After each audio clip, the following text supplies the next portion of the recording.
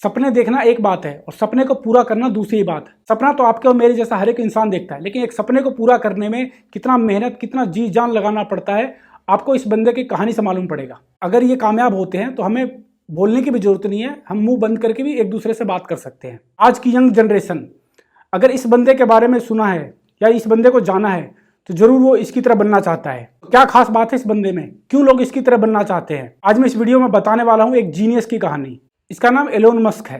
आज के डेट में आपने इलेक्ट्रिकल गाड़ी का नाम बहुत सुना होगा और फ्यूचर भी इलेक्ट्रिकल गाड़ी का है। बिजली की खोज 19वीं शताब्दी में हो गया था और कार की खोज भी 19वीं शताब्दी में हो गया था। तो इलेक्ट्रिकल गाड़ी आने में 150 साल क्यों लग गए? अब पिछले 10 साल में ऐसा क्या हुआ कि इलेक्ट्रिकल गाड़ी इतनी ज्यादा चर्चा में आ गई और आने वाले 10 साल में इलेक्ट्रिकल गाड़ी ही ज्यादा दिखाई देगी रोड पे। इलेक्ट्रिकल गाड़ी का डिमांड बढ़ने के पीछे सिर्फ यही शख्स है। इस शख्स ने वो कर दिखाया जो पिछले 150 साल में भी नहीं हो पाया। शुरुआत में बचपन में ये कुछ बोलता ही नहीं था। 5 साल की उम्र तक इसके घर वालों को लगता था कि ये गूंगा है, लेकिन 5-6 साल की उम्र में इसने धीरे धीरे कुछ कुछ शब्द बोला। 10 साल की उम्र में इसने कंप्यूटर प्रोग्रामिंग सीख लिया और एक वीडियो गेम बनाया। उस वीडियो गेम को बेचने के बाद इसने कुछ पैसे हासिल किए। ये और इनके बड़े भाई ने मिलकर एक कंपनी स्टार्ट किया जिसका नाम था Zip2। इनके पास उस समय इतने पैसे नहीं थे कि बाहर में बहुत बड़ा ऑफिस ले ले या सेटअप लगा ले, तो ये एक ही कमरे के अंदर में इनका ऑफिस भी था, घर भी था।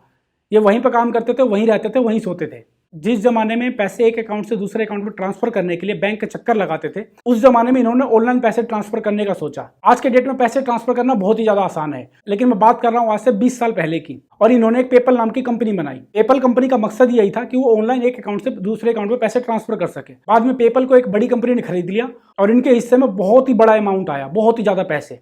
अगर आपके और मेरे जैसा कोई शख्स होता इतने पैसे लेकर पूरी जिंदगी आराम से काट सकता था। लेकिन एक जीनियस की यही तो पहचान होती है कि वो कभी थमता नहीं है, वो कभी रुकता नहीं है। इन्होंने उतने पैसे को लेकर के 2 ऐसी कंपनी स्टार्ट किया जिसके बारे में कोई सोच भी नहीं सकता था। पहली टेस्ला और दूसरी स्पेसएक्स।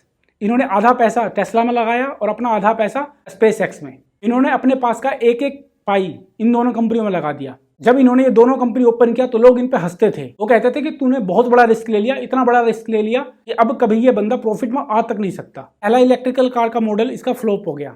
उसी समय जब स्पेसएक्स के अंदर भी इन्होंने पहला रॉकेट बनाया था तो वो भी हवा में ब्लास्ट हो गया और फ्लॉप हो गया। काफी मेहनत करने के बाद इन्होंने दूसरा रॉकेट स्पेस में भेजा, लेकिन वो भी ब्लास्ट हो गया, वो भी सक्सेसफुल नहीं था। इनके पास पैसे खत्म हो रहे थे, लोग जो इनकी कंपनियों में काम करते थे वो छोड़ के जा रहे थे। इवन इनके फैमिली मेंबर, बीवी तक छोड़ के इन्हें चली गई थी। ऐसी सिचुएशन में लोग काफी ज्यादा टूट जाता है अंदर से, लेकिन इन्होंने उस सिचुएशन में भी दिन रात काम किया। एक कंपनी के बॉस की तरह सिर्फ एक कुर्सी पर नहीं बैठे, ये ग्राउंड पर उतर के अपने इंजीनियरों के साथ काम किया। इन्होंने हर एक चीज को, हर एक पार्ट को खुद से समझा, खुद से सीखा। हम तो उदाहरण देते हैं कि अरे यार ये इतना मुश्किल भी नहीं था, कोई रॉकेट साइंस थोड़ी ना था, आराम से सीख गया मैं। यानी रॉकेट साइंस को बहुत ही ज्यादा डिफिकल्ट माना जाता है। इलोन मस्क ने रॉकेट साइंस खुद से ही सीखा। एक रॉकेट स्पेस में कैसे जाता है, उसके पार्ट पुर्जे कैसे काम करते हैं, ये भी इन्होंने खुद से सीखा। इनका मानना है कि अगर कोई ठान ले मुझे कुछ सीखना है तो उसके लिए उसे कॉलेज जाने की जरूरत नहीं है, वो खुद से हर चीज सीख सकता है। और इन्होंने ये करके दिखाया। पूरी दुनिया के अंदर में जितने भी कार कंपनियां हैं उसके अंदर में सबसे ज्यादा जो वैल्यू है आज के डेट में वो टेस्ला कंपनी की है। और आज उसको देख करके बहुत सारी कंपनियां इलेक्ट्रिकल कार बनाने में आ गई। और अब तो यूरोप के बहुत सारे देशों ने अपना टारगेट रख दिया कि 2030 तक हमारे देश में सिर्फ और सिर्फ इलेक्ट्रिकल गाड़ी ही चलेगी। 2024 के अंदर में इनका सपना है मंगल ग्रह पे जाने का। उसके बाद का क्या प्लान है ये भी इन्होंने अब सोच रखा है। इनकी और भी कुछ कंपनियां हैं, उसके बारे में मैं आपको बताता हूँ। एक है द बोइंग। ये जो कंपनी है ये जमीन के अंदर सुरंग बनाती है, यानी कि जमीन के अंदर सड़कें, जमीन के अंदर में मेट्रो का काम करती है।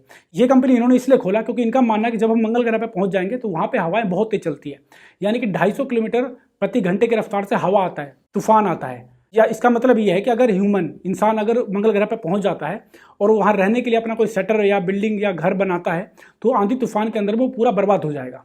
तो वहां पर रहना कैसे पॉसिबल है? वहां पर रहने के लिए आपको जमीन के अंदर रहना पड़ेगा शुरुआती दौर में। इनकी द बोइंग कंपनी अभी भी यहाँ पे एक्टिव है और काम कर रही है। एक बार आप सोच के देखो, अगर मंगल ग्रह पे लोग पहुंच जाते हैं तो एक जगह से दूसरी जगह पे ट्रेवल कैसे करेंगे? कई किलोमीटर का रास्ता पैदल तो नहीं जा सकते और वहां पे तो डीजल पेट्रोल भी नहीं है। तो इसके लिए टेस्ला कंपनी की जो इलेक्ट्रिकल कार है वही काम आने वाली है, क्योंकि सूर्य की रोशनी तो वहां भी पहुंचता है और इलेक्ट्रिकल कार वो सूर्य की रोशनी से चार्ज हो सकता है ना मास्टर प्लान। अगर मैं आपसे पूछूं कि अगर एक शहर से दूसरे शहर आपको ट्रेवल करना हो बहुत जल्दी से जल्दी तो आप कैसे जाएंगे? आप में से बहुत से लोगों का आंसर होगा या तो ट्रेन या फिर एरोप्लेन, खासकर एरोप्लेन, क्योंकि एरोप्लेन से हम जल्दी पहुंच सकते हैं। इन्होंने एक नया कॉन्सेप्ट दिया दुनिया को जिसका नाम है हाइपरलूप। जब भी कोई गाड़ी, एरोप्लेन, ट्रेन जमीन पर चलती है तो हवा उसे टकराता है और उसके स्पीड को कम करता है। टनल बनाया जाएगा, एक सुरंग बनाया जाएगा, उसके अंदर का सारा हवा बाहर निकाल दिया जाएगा और उसके अंदर ट्रेन चलेगी। यानी कि धरती के ऊपर हम वो स्पीड अचीव कर सकते हैं जो एरोप्लेन की स्पीड होती है या उससे भी ज़्यादा। यानी कि एक शहर से दूसरे शहर जाने में एरोप्लेन से जितना समय लगता है, हम हाइपरलूप से उससे भी कम समय में पहुंच सकते हैं। दिल्ली से मुंबई जाने में एरोप्लेन से 2 घंटे लगते हैं।